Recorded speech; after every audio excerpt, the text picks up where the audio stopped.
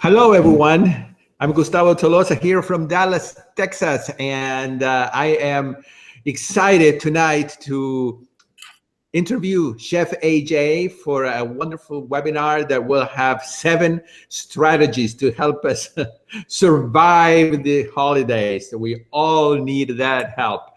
And I just want to make sure that everybody can see me and hear me because I have a little button on my screen that is a little strange. I haven't seen before, and I want to make sure that you all can see and hear.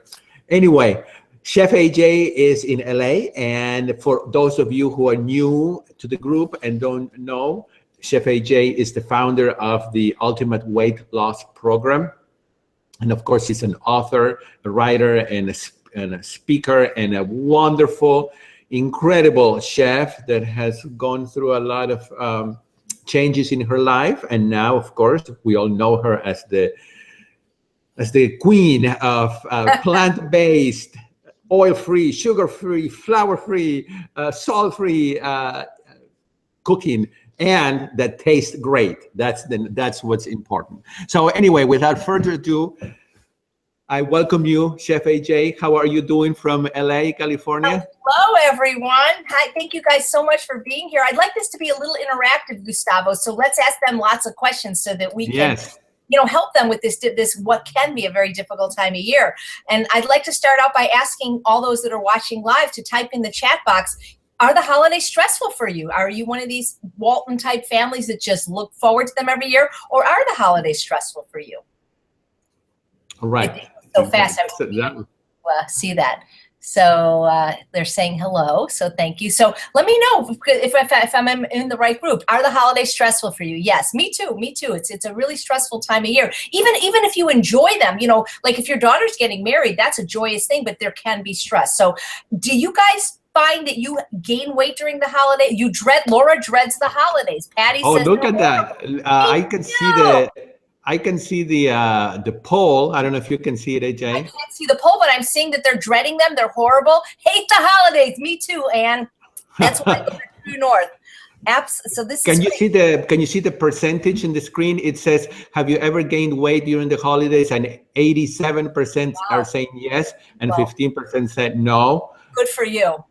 So that's most people. Yeah. Good for the 15%. So people do feel anxiety about it. They're trying to achieve their goal weight. They make me sad. Exactly. So good. That's good, because then we're in the right place, because I, like you, not all of you, but I've always hated the holidays. But even if you hate them, even if you love them, you don't have to gain weight during them. And we're going to teach you ways that you can navigate them with the 7 strategies that you can survive the holidays. But it's good to know where everybody's coming from. One of the reasons I wanted to do this webinar, Gustavo, and we wrote this in the description about, it's sort of joking that it starts with a fun-sized Snicker bar, but I actually had a very dear friend who was one of the most severe food addicts I had ever known.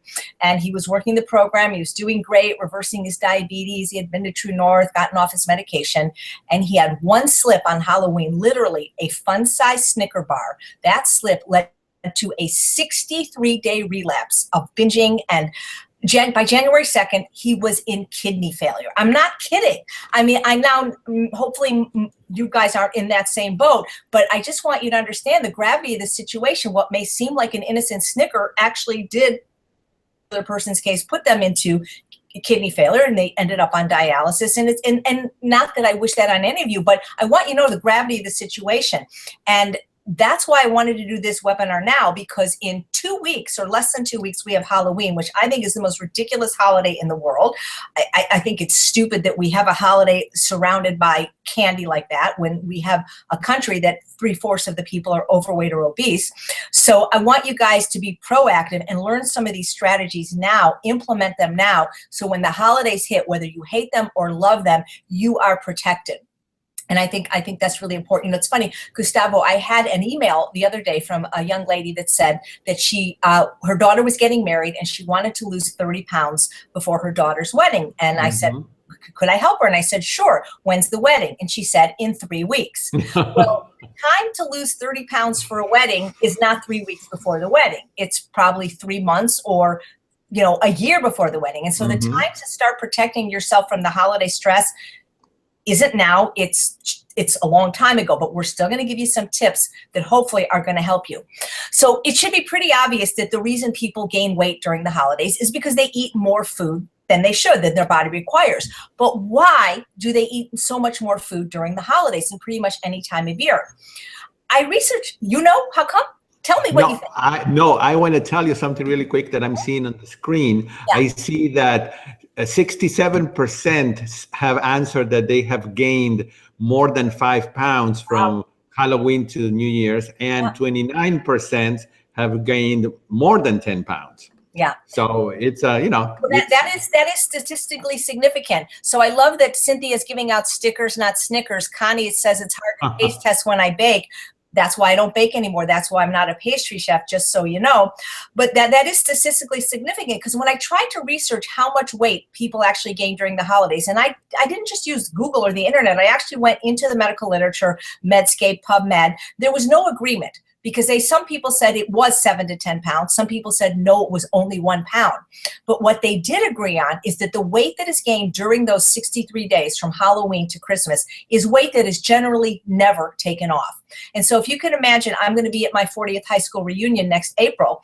And if you gain 1 pound every year since high school, by the time you're at your 40th high school reunion, you're going to be 40 pounds overweight. So while 1 pound may not seem like a lot, if it's a pound that you never take off, it's too much. Whether you feel like you're the Hallmark card and find the holidays to be full of comfort or joy, or if you dread them or dislike them or even hate them like me, the reality is that the holidays are more stressful for everyone, because we find that we're overcommitted, we're overextended, we're overtired, we very often overspend. A comedian once said that he described the holidays as spending money on people you don't like for stuff they don't need. And that sort of is true in a lot of ways, because we feel like we have to, give our hairdresser a present, and we do all these things. And so one of the things I suggest, and we haven't even gotten to the 7 strategies for survival yet, is you can treat people well all year round.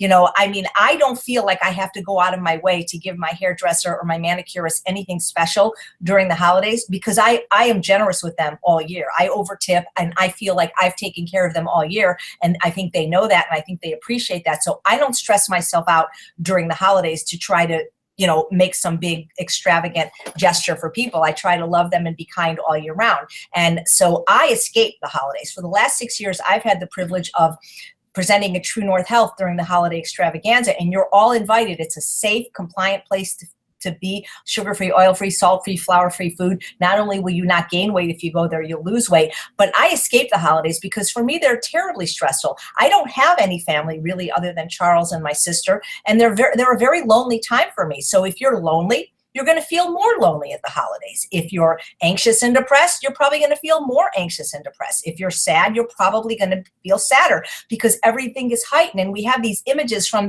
these Hallmark movies that everybody is a loving family and getting along, when the reality is it's not that at all. And it makes people feel very bad. And so what do people often do when they feel bad? They eat. And they're not eating broccoli slaw. They're eating the hyper-palatable, hyper-concentrated, high-fat, high-calorie food that is present all year round, but it's more present in abundance during the holidays. And it's not only present, but it's the special food that we don't really see the other times a year. So it's like there's this urgency, like, well, if I don't eat, the pumpkin pie on Thanksgiving, well, I may not get it. But the reality is there is pumpkin all year round, and you could eat pumpkin pie all year round if you wanted to.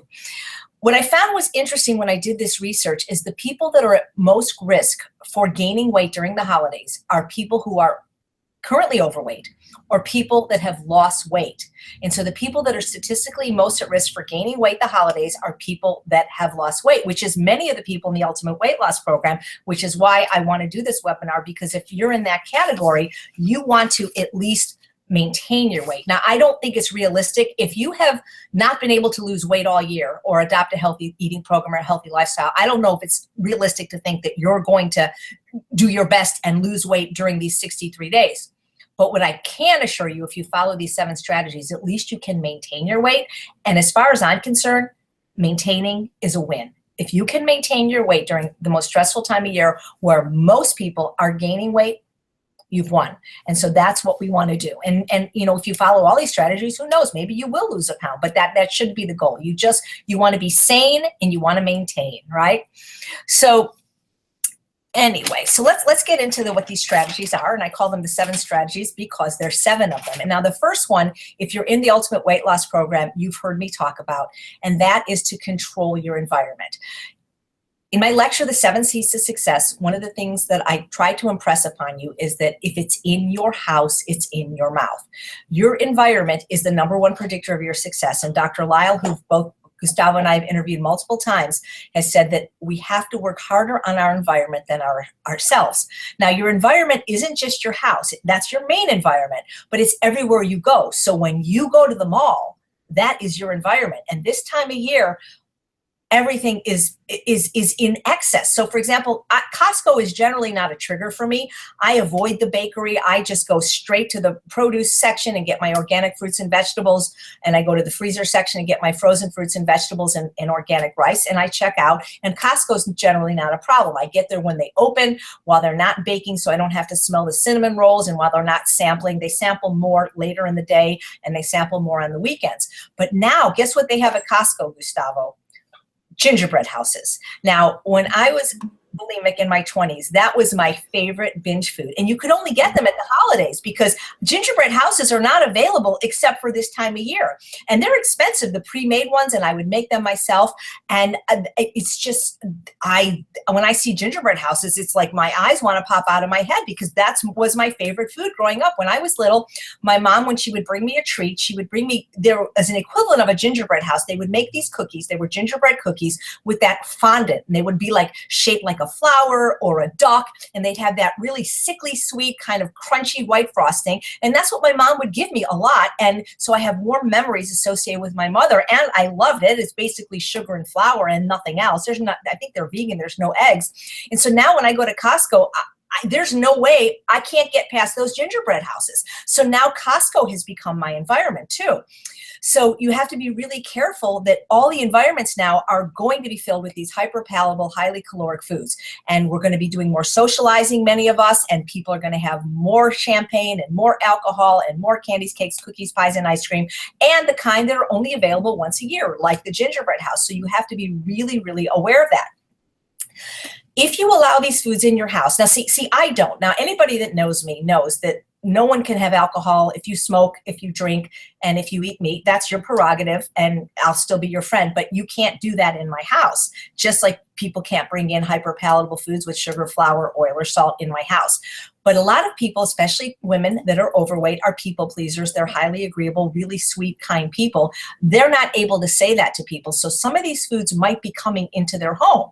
And if you're not able to be proactive and tell your guests, please don't bring them to me, what you need to do is get them out of your environment as quickly as possible, which means that the minute you receive that gift, if you haven't opened it, you re-gift it. You can take it to a church. You can take it to a homeless shelter. If it's toxic crap, you can give it to somebody you don't like. If it's a bottle of alcohol, but the minute that comes in the house, unless they're there that minute, you have to get rid of it. So whether that means re-gifting it, whether that means throwing it away, because Dr. Goldhammer always says better in the trash than in your stomach. Sending it home with guests is a great way to do it. But I don't want you guys to throw it away, because I'll tell you, there have been people, if you ever saw that episode of Seinfeld or Sex in the City, that are such bad food addicts that they will throw it in the trash and then they will eat it out of the trash. I'm sorry to say that is very common behavior. I'm not trying to shame you, but people do that. So what you have to do is then put it in the garbage disposal with water and zhuzh it up, because you can't even have it in the trash, because if it's in your house, it's in your mouth, it will call to you. And if it's in your house, it's not a matter of if you will eat it, only when. So if you don't have a rule like I do, a non-negotiable, that those things are not allowed in your house, get them out as quickly as possible. Not the next day, but when the party is over. If at all possible, don't even allow them to be brought in your house. If you're a recovering alcoholic, probably your friends know that they're never to bring alcohol in your house. Well, maybe you need to have that conversation this year with them, to tell them that you are a food addict, and for you, sugar and flour and all those kind of wonderful Christmas treats are to you what alcohol is to an alcoholic or cocaine is to a cocaine addict, and you're sorry and you appreciate the effort that they went to, but you can't have it in the house. And the sooner you do that, the easier it'll be to keep doing it with other people. And again, you can tell them how much you appreciate it. You know, you want to accept the love behind the offer instead of the poison. And so that's something you might have to work on all year round, those strategies of being able to refuse these kind of foods. But it's worse at the holidays because the food is special. And there's something with this special food that, like the Easter egg, the chocolate Easter egg that we can only get once a year, or the chocolate rabbit. And these foods, the candy canes, and they appear only once a year. The Harry and David, you know, all this kind of moose munch or whatever. So that is very important. So control your environment.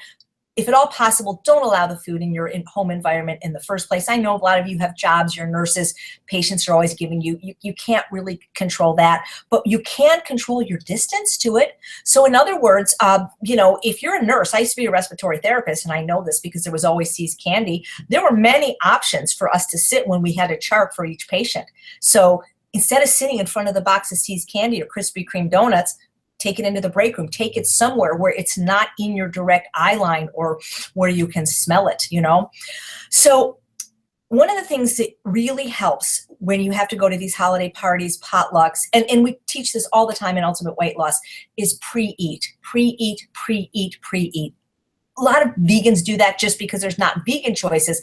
But when you're on a health promoting diet and you're trying to not gain weight, it's even more important, because when you're hungry, you will make a bad decision and willpower goes right out the window. So you want to make sure not only you pre-eat so that there's enough food in your belly, but that you have adequate starch. I just spent 5 days with a lovely man, and you might have seen me do 2 Facebook Lives with him, named Andrew Taylor. He's known as SpudFit.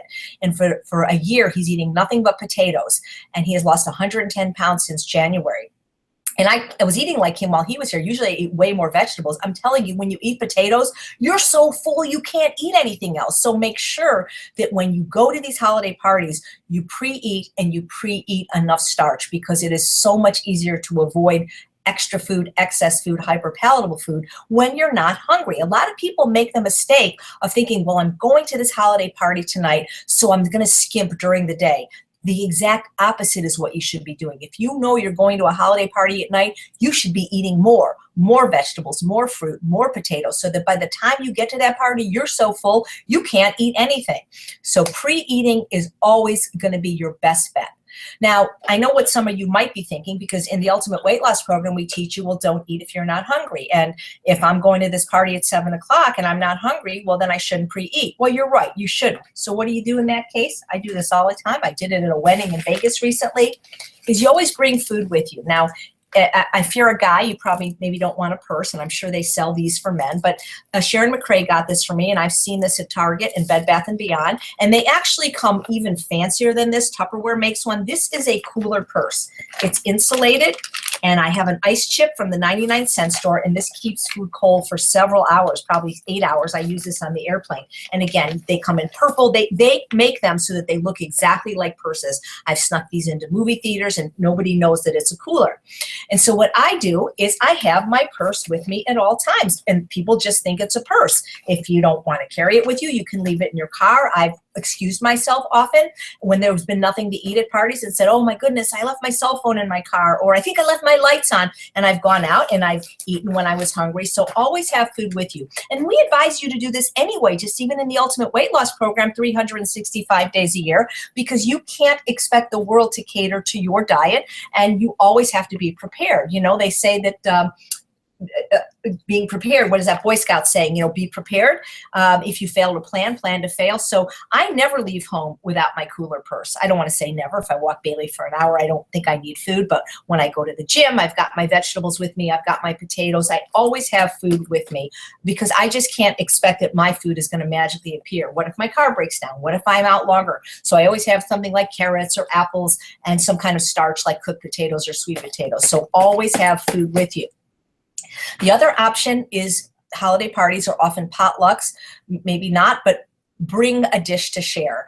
And what I would suggest is be very specific. So when you're invited somewhere and the host, you know, invites you I'm going to Thanksgiving. Most hosts are very appreciative because it's very stressful cooking these huge dinners for these holidays like Thanksgiving and Christmas. Every now and then you come across one that won't accept anything. And so in a case like that, what I would do if they were really like, no, you can't bring anything, and you don't want to be inconveniencing to them, so you don't want to say, well, I'm on a special diet, can you just bake a couple potatoes? What you do in a case like that when they've said no to everything is you bring them a food gift. So in other words, like for instance, the edible arrangements, those things that are gorgeous, they're fruit, and so then you have something to eat. But most hosts will accept something, and so what you can do is you can be very, very specific. Instead of saying, can I bring something? Well, that's not specific, and they'll often say no, saying, hey, I know how hard it is to make a delicious salad and chop and wash all those vegetables. Is it okay? I make a really great salad. Can I bring a really nice big salad for everybody to eat? And then of course you're going to have starch in the salad, like I showed you in the webinar, the 7 secrets to superior satisfaction. There's some rice. So offer to bring a very specific dish that you know will be enjoyed by everyone. The quinoa salad from my book is another great one. So offer, most hosts will accept that. If they won't, I mean, do you really want to go anyway when somebody's like that? And of course you can always make your dietary needs known. And hopefully by now, you've told your friends and family that you're on a special diet. You can always use Dr. Lyle's strategy. Doctor's orders seems to be working for me, just trying it out. You don't mean to be difficult. I mean, I have clients that take this program so seriously that when they have to eat at restaurants, they go ahead of time and they bring their food, and the restaurant is used to doing this, and the restaurant heats it up and plates it for them, and they charge them for the lowest entree, and then they never go off plan. So if there's a will, there's a way. If you really want to be compliant, you can do it, but you need to prepare, and you really need to tightly control those environments. So go through your house right now, make sure there's no compliant food right now, get rid of it now. Somebody said, well, I don't know how to bake without tasting it. Well, if you're a food addict like me, once I realized I had food addiction, I had to quit my job as a pastry chef. That was the only way I could recover. I had treatment from some of the world's leading experts. And, if you're a food addict and you're still baking, that's sort of like being an alcoholic, being a bartender. It's probably not going to work out for you, or at least not long term. So get everything out of the environment. If you have a job where it can't be in the environment, maybe you can negotiate with your boss at least to move it. What's his name? Brian Wansing in Mindless Eating showed that if a secretary or an administrative assistant had a candy jar on her desk versus having it just a few feet away in the filing cabinet, she'd eat less, or if she put it in a non-see-through glass. So there are strategies you can implement. I know that if you are not the boss, you can't always control that. Go through your glove compartment, get rid of those Snickers and all that stuff. Don't bring Halloween candy into your house, guys. Really, kids really like things like stickers and glow sticks and lottery tickets and money. And, I know a lot of dentists give out toothbrushes. That may be boring, but kids love toys, because that if you buy that Halloween candy, it's going in your mouth. It may go a few in the trick-or-treaters basket. So you cannot underemphasize the importance of environmental control. I could probably talk about that for an hour, but I promise you that if you have these foods in your house, it's not a question of when. If you will slip up or relapse, it's only when. If it's in your house, it's in your mouth. If it's in your house, it's in your mouth. You guys, are they able to type now? It's disabled right now, right, Gustavo? So I just wonder, do you guys agree with that if it's in your house, you're going to eat it? Or do you have the will of iron that you can, not eat the fruitcake and not eat the, the profiterole, whatever those cream puff things that look like a Christmas tree? I mean, does this make sense to you guys? Do you agree that if it's in your house, it's in your mouth? Okay. I definitely agree with that. Too much stuff. Yeah. So that's number one. Control your environment. All right. So number two, and this is so. Number two, what's the number two pre-eat, or what's that part of the environment? That was all in environmental control. So we still have. Okay. The first secret is just controlling your environment, all your environments. The second strategy for surviving the holidays is keep established routines. This is when so many people throw their routines out the window. So a lot of people use the busyness of the holiday season to excuse themselves from their daily meditation or their morning workout. Instead of loosening the reins, this is when you want to tighten the screws. Keeping these established routines are critical this time of year. I am not any more special or intelligent than any of you, but what I am, possibly maybe more of, is diligent. For the last 3 years, I've spoken on the Holistic Holiday at Sea Cruise. And if any of you have been on a cruise, whether it's vegan or not, you know that it's like Christmas. Every day, 24-hour buffets, pizza, 24 hours a day, even vegan pizza, more pastries than you've ever imagined, and midnight buffets. I mean, it's egregious, the amount of food. I mean, I don't eat bacon, but I've never seen more bacon in my life than on a cruise, how much food there is. And my roommate on the cruise gained 8 pounds. And I lost 3. So how did I do that? Well, because I work with John Pierre, my partner in the Ultimate Weight Loss Program. And when I am faced with a stressful situation, I actually up my game. I double down. I don't loosen the reins, because the minute you loosen the reins, the horse gets away from you. And that's when you fall off the horse and all hell breaks loose. So to give you an example, I have a routine of daily meditation, 30 minutes a day, and that is my weakest link of all the brain recovery and restoring activities, the food, the meditation, and the exercise. That's where I'm weakest. I've only been doing it a year, and I'm not as consistent as I'd like to be, but I make sure to make it a priority when I'm very stressed, because that will make a difference. And if I have a daily meditation of 20 minutes and you can't do 20 minutes, do 5, but don't abandon your routine because you can't get the whole routine done. Do something, because I'm telling you, the best meditation is the one you'll actually do. And that 5 minutes in the morning can make a difference for the next 23 hours and 55 minutes. My exercise routine isn't really that much. I walk Bailey every day, probably 2 45-minute walks, and I spin 3 days a week. When I go on the cruise, or when I break my routine, meaning I'm away from home, I'm speaking at a conference, I am at the gym. And when I say at the gym, there's a gym on the ship and there's a gym at whatever hotel I'm staying at every single day, first thing in the morning. I exercise more when I'm out of my environment. And as far as eating, I eat even cleaner when I'm away, because I'm so scared of what will happen if I indulge in these foods, because I know myself and it's a slippery slope. So at home, I may loosen the reins a little and try a recipe and maybe eat something richer. But when I'm away, I eat as cleanly and as strictly as possible. So I do the opposite of what most people do on vacation, which is why when I go to the cruise, I end up at my lowest weight. I come home always weighing 114 pounds. And so what I'm trying to say is your goal doesn't have to be to lose weight this holiday season. It's a great goal to just maintain your weight. But understand, if you have the intention of being stricter, you may not be, but at least have that intention that you are going to keep your daily routines. Now, if you don't have a daily routine of some kind of brain recovery and restoring activities like meditation and exercise, the time to get them is now, or you probably should have started a long time ago. It's never too late though. But please don't break your routines, up your game if you can, and at least have the goal that you're going to do that. At least, have it written in your calendar. If I have my calendar here, I write everything down. Everything, if it's in the calendar, whether it's a dentist appointment or a workout, if it's written down, I'm going to do it. And so that's a great thing to have right there as your tool. Same thing with keeping a food journal. So please don't break your daily routines. If you don't have a daily routine, then implement one now as soon as possible. And again, it doesn't have to be, running a triathlon or meditating 20 minutes twice a day. It can be just sitting quietly and deep breathing 5 minutes in the morning. It can be taking a walk around the block, but do something. Self-care is healthcare. So I'm just curious, Gustavo, how many people just abandon their daily routines once the holiday hits? Okay, let's see what they say. Yeah. Can you see the message that I sent to you, AJ? Yeah. Oh, yeah. I'm sorry. Oh, it's okay. Yeah. Oh, I did see it just now. I'll try to speed up because I know there's a debate. So I'll try to talk a little faster. So, okay, you forgot your dog when you talked about your family. Okay. So number 3 of the 7 strategies for surviving the holidays is find ways to manage stress. And again, just like the lady that wanted to lose 30 pounds 3 weeks before her daughter's wedding, if you haven't done it yet, there's no time like the present. But here's the thing. You need to find ways to mitigate your stress in life all year long. But it's even more important during the holidays when we're prone to a greater amount of stress. I live across the street from the Fashion Square Mall. I avoid malls during the holidays because I want to avoid those environments.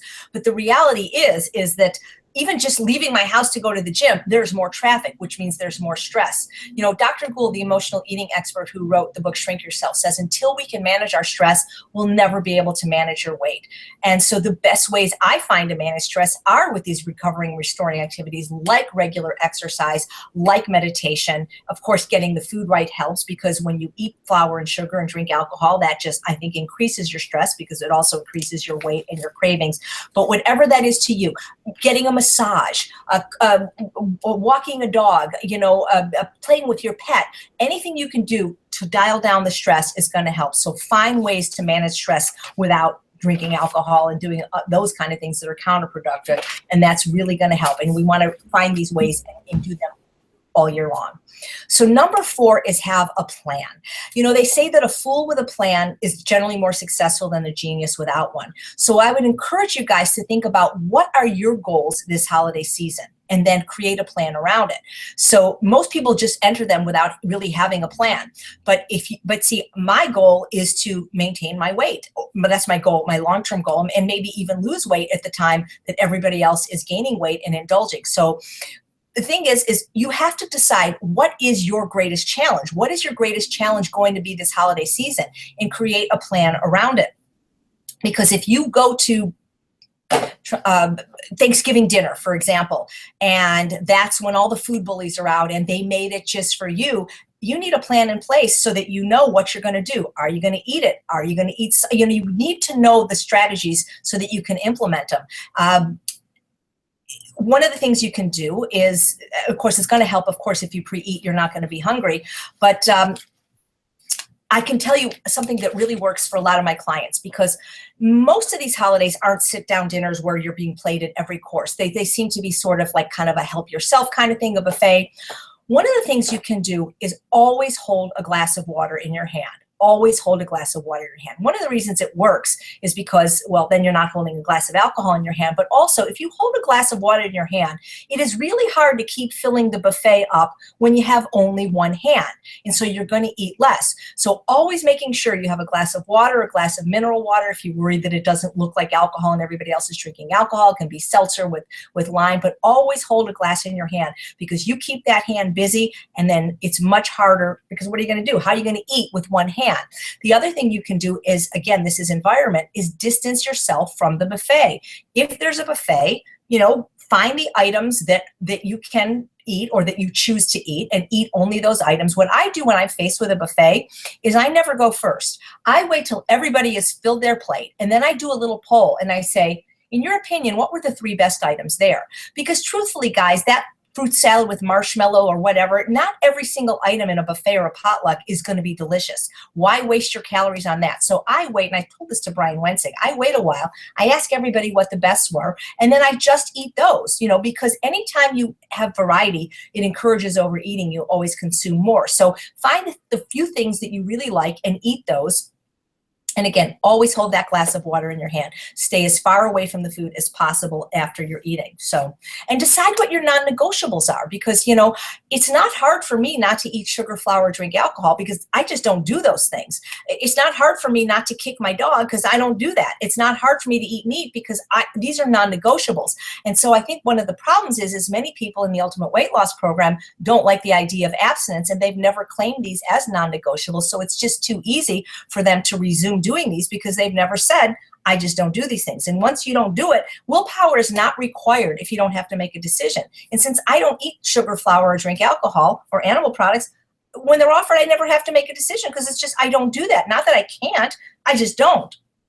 So again, always make sure eating something satiating first, like a sweet potato, so that you're full and you're full of starch. That's really, really going to help. Okay, let me just look at my notes here. Oh, the other thing I wanted to say is one of the reasons people gain so much more weight during the holidays is almost all holiday parties are in the evening. And the problem is that when you eat late, those calories are always stored as fat, always. And most of our get-togethers are in the evening. And again, so make sure that not only pre-eat, but that you've eaten well all day. Don't skimp on the starch or on your calories thinking that you want to have it saved up for that really good stuff later. That is what's going to backfire. That's when you'll overeat, because when you're starving, you will not make good decisions. Never want to be hungry during this time of year, even if you have to eat every couple hours. So always medicate with that sweet potatoes, because the hungrier you find yourself, the more likely you are to overeat. So the 5th strategy for holiday survival, again, if you've waited till now to do it, at least it's never too late, is deal with your emotions. So sometimes we need therapy. Sometimes we need to talk to a trusted friend or a minister or somebody like Dr. Doug Lyle or John Pierre, or join a group like shrinkyourself.com and do Dr. Gould's emotional eating program. If you're using food to medicate, it's going to be worse this time of year. You know, they say in recovery programs, never let yourself get too hungry, too angry, too lonely, too tired, too stressed. I would add too anxious, too bored, too sad, to that, to anything. It's going to be heightened this time of year. As I said earlier, if you're sad, you're sadder. If you're lonely, you're lonelier. And if you're using food to medicate your mood, it's going to be much harder this time of year. So this is something you need to do, and you need to do it now. And I just can't underemphasize how important this is.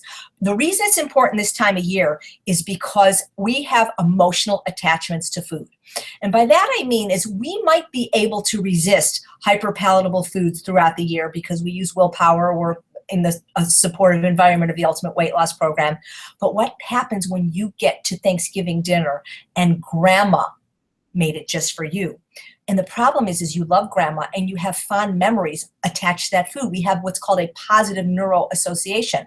We also have negative neuroassociations. Like, for example, if you ever ate something like, in my husband's case, he once ate potato salad and he got sick and he vomited. And now 50 years later, he can't eat potato salad. Well, we have the opposite. We have these positive neuroassociation with foods.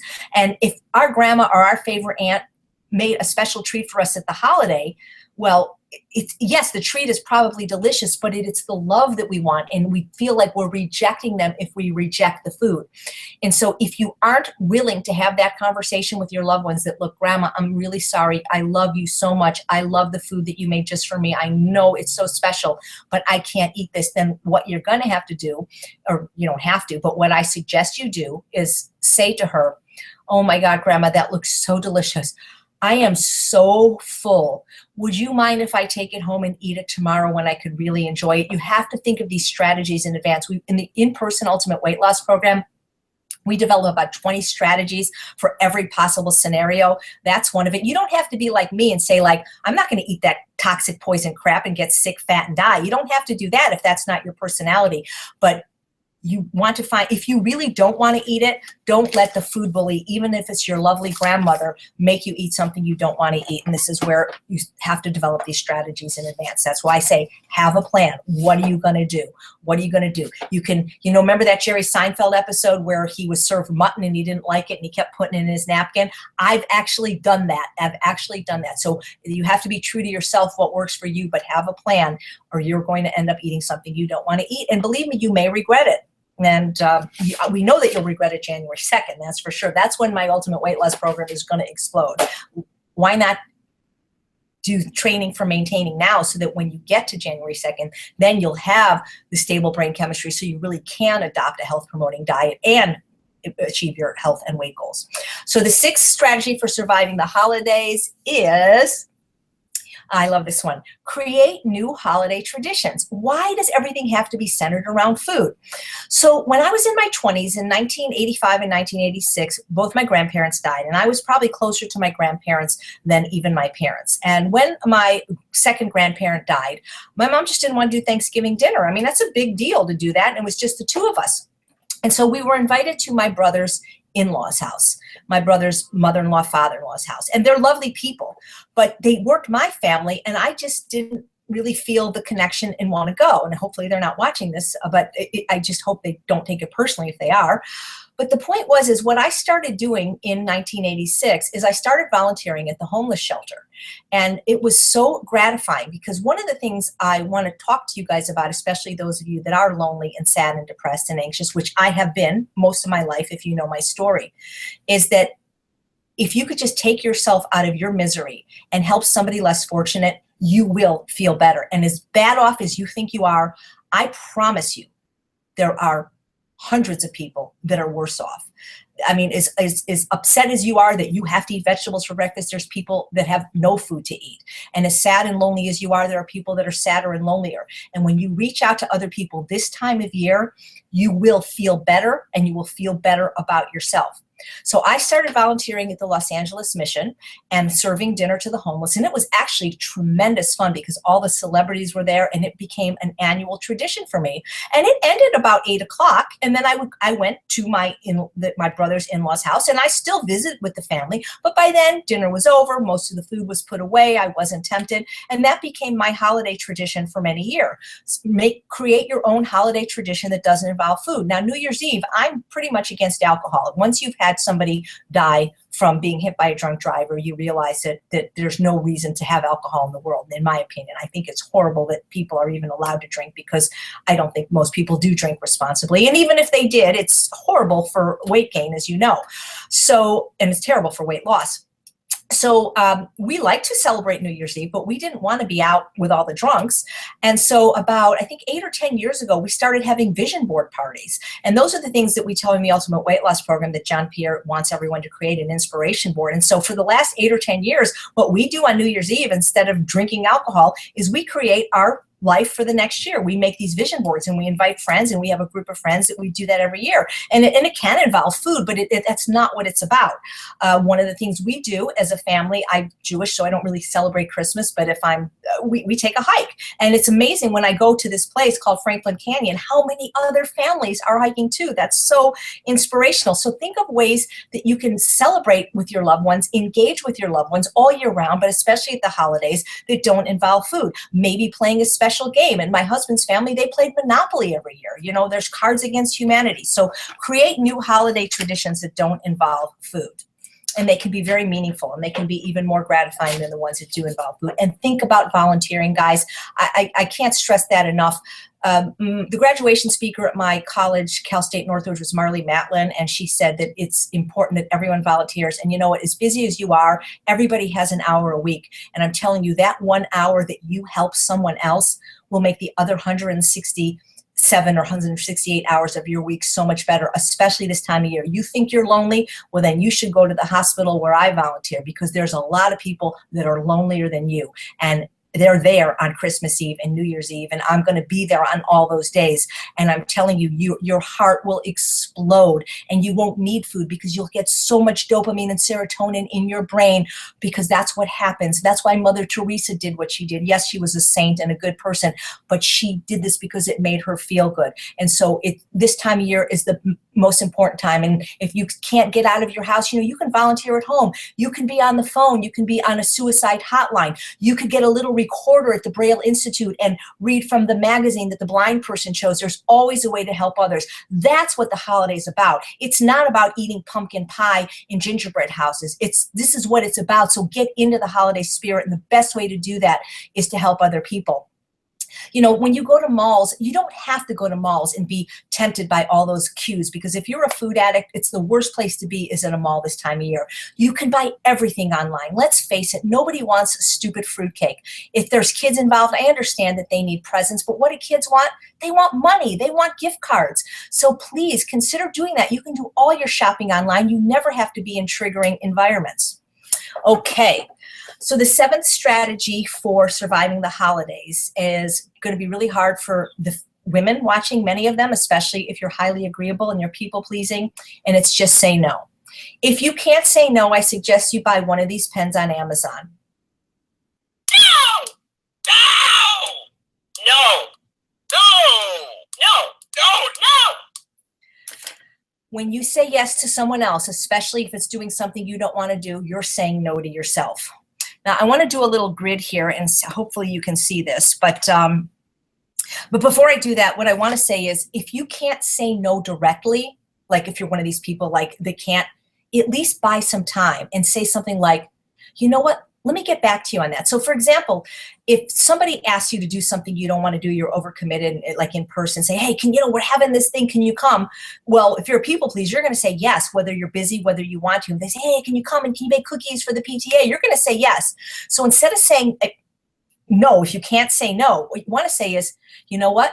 I need to get back to you on that. I think I have something that night. Let me check my calendar. And then you can go home. And then if it's easier, you can do it through a text or an email on the phone. So buy yourself some time. Now, realize that it's different. Like, you may not be able to say no to your mother-in-law or to your boss's wife. But if the girl that you just met Tuesday in yoga class invites you to her Thanksgiving dinner, you got to prioritize. And one of the things I'm going to show you, and hopefully you can see this, is what I do is when I'm faced with a decision, I take a piece of paper and I put a big cross in the middle and I make a grid like this. And then I, hold on. I'm going to hope, I should have prepared this in advance. Okay. Okay, so there's 4 categories in the grid. One is things that you have to do, that you want to do. One is things that you have to do that you don't want to do. One is things that you don't have to do that you want to do. And one is things that you don't have to do then you don't want to do. And those things that are in that category go first. So give you an example. Things that I have to do that I want to do is walk Bailey every day. I have to. We live in an apartment, but I really want to. But if I had the flu and 105 fever, that might be a have to, don't want to do. Now, things that I don't have to do, but that I want to do, for example, might be going to a paint class. I mean, I don't have to, but I want to do it. Things that I don't have to do that I don't want to do, this is where all the people pleasing lies. And so these are the things you have to deal with first. And so what I suggest is make sure you do the things that you absolutely have to do first. Get the fun stuff out of the way. So the things that you have to do and you want to do, I do that first thing in the morning. I have to walk Bailey and I want to walk Bailey. And then the things that you have to do that you don't want to do, you kind of have to prioritize and get those done soon. For many of you, that might be going to work. But the things that you don't have to do, that you don't want to do, don't do them. Just say no. And that is a skill and it can be learned. I know there's wonderful self-help books and seminars on there. When I say no, I feel guilty, but you really do need to prioritize this time of year. You can't say yes to everyone and everything, because when you do, you're saying no to yourself. And you're an important person too. So just to recap, the 7 strategies for surviving the holidays. Controlling your environment is number 1. Keeping established routines is number 2. Finding ways to manage stress is number 3. Having a plan, and of course implementing that plan, is number 4. Dealing with your emotions is number 5. Creating new holiday traditions that don't involve food, or that involve compliant food, because, for example, we do a pre-Thanksgiving dinner that's SOS free. And number 7, learning to just say no. So that's what I do, and I expect to sail through these holidays. Oh, Sharon McRae loves that tip. Yeah, visit people in nursing homes. We all should do that, actually, really. That's just we say it in my religion, it's a mitzvah, and we all need to do that. And I'll tell you, it takes you out of yourself and your grief and your misery when you see how unfortunate other people really are. So I wish you guys a very happy, healthy holiday season. You know, I've been looking through the medical literature, Gustavo, on both PubMed and Medscape, because I really wanted to figure out who gains weight and who doesn't in general and during the holiday season. And what came up is the people that maintain their weight during this stressful time are people that have support. Now, if you're in the Ultimate Weight Loss Program, you have some support. And if you're not, consider joining. But what Gustavo and I want to do is we want to offer you additional support. So what we've done is we've created an 8-webinar series, and we're bringing some of the best experts to you to help you navigate this stressful time of year and give you even more strategies. So far confirmed, we have Dr. Alan Goldhammer, Dr. Doug Lyle, Dr. Joan Ifland. I just put an email out to Dr. Roger Gould, and we have some lay people that have survived the holidays and have lost 100 to 200 pounds to tell you how they navigate this time of year. So we'll give you a chance to register. I think it's on my website already, but it's going to be 8 one-hour webinars that are going to be on Wednesdays, 8 consecutive Wednesdays from Halloween to Christmas, 5 p.m. Pacific time, and you will get to interact with our experts and ask questions.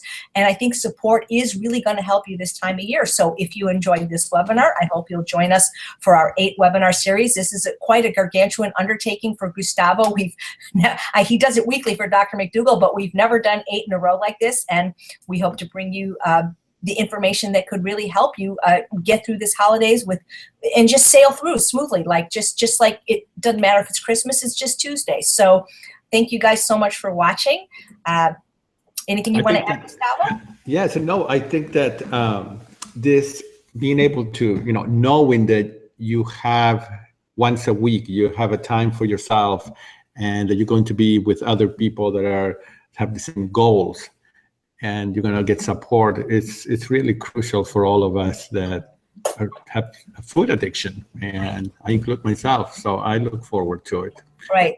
And, the other thing you can do, guys, because I really want you to consider, I didn't expect to talk about this, but I really want everyone to consider volunteering this holiday season.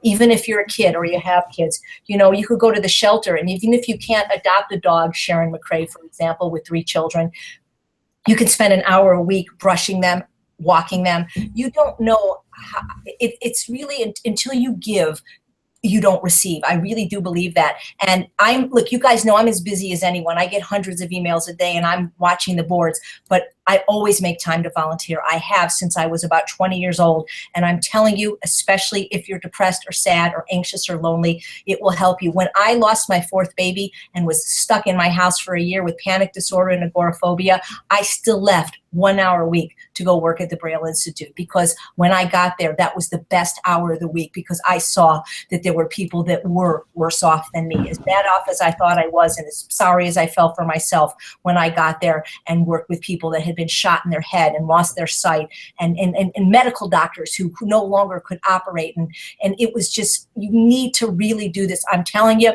I mean, this is what John Pierre is all about, whether it's people or animals. You start helping others, because you will help yourself. And trust me, you won't be eating so much, because you will feel so good from the love and the help that you give others. So thank you guys. I wish you a happy, healthy, sane holiday season. Turn the lights off at Halloween.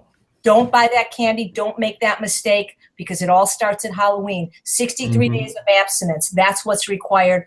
And I hope to see you guys on the webinar series, which starts 2 weeks from tonight. Very good. I also hope to see a lot of you there. And I think that it's already on your website, AJ. I believe so, eatunprocessed.com. And we should really start. But I think that you're going to send, I think you're going to send an email or something at some point to remind people. And Gustavo, when they get the webinar replay, maybe we can tell them how they can register. Right, We do know our first guest confirmed is Dr. Joan Ifland.